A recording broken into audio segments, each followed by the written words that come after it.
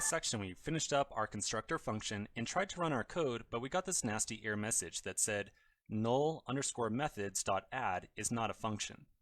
And so just based on the presence of the word add right here, I'm going to assume that the error is coming from this line of code, just because I see the word add.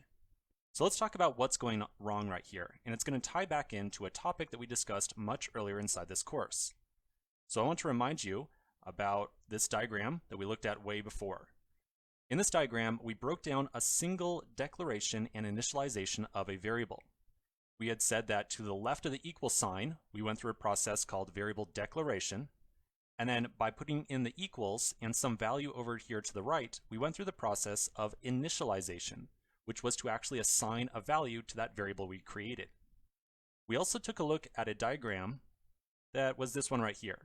So we had said that when we create that variable, or when we declare it, what we're really doing is creating kind of a reference inside the memory of our computer. And that reference has the ability to kind of point over to some other value that also exists inside of memory. So how does this relate to the error message we just saw? Well, let's look at this line of code right here. On this line, we declared a new field tied to our deck class called cards.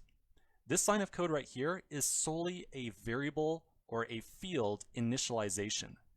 So as we said just a moment ago, initialization is just the fact of saying, hey, there's a variable out here called blah, and here's its type. So what we really just did was to declare a new variable with a type of list that contains a bunch of different cards, and it has a name of cards. But what we did not do was any type of variable initialization. We did not set any value to this variable.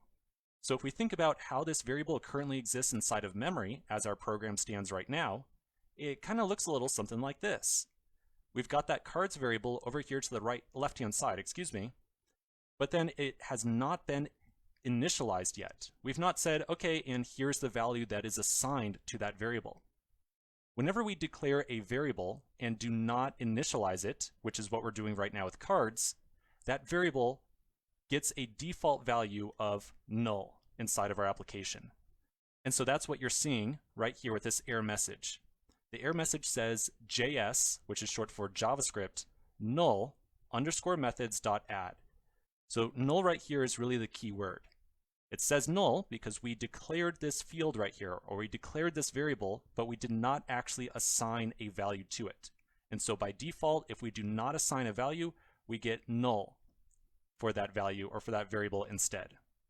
So when we call cards.add, we're essentially saying null.add, and then we try to pass in the card. And of course, null does not have a function called add, which is why we see this error message.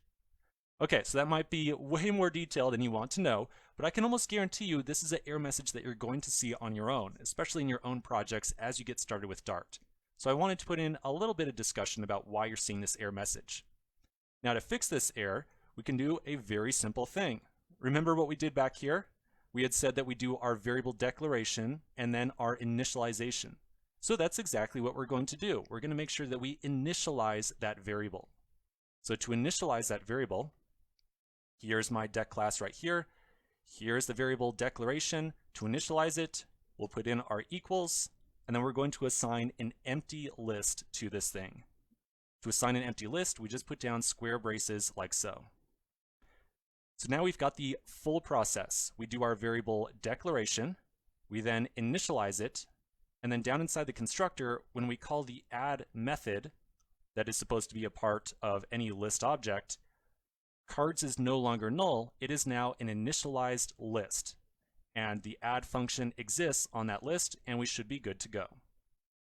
So let's try running this code now and just verifying that we do not get an error message.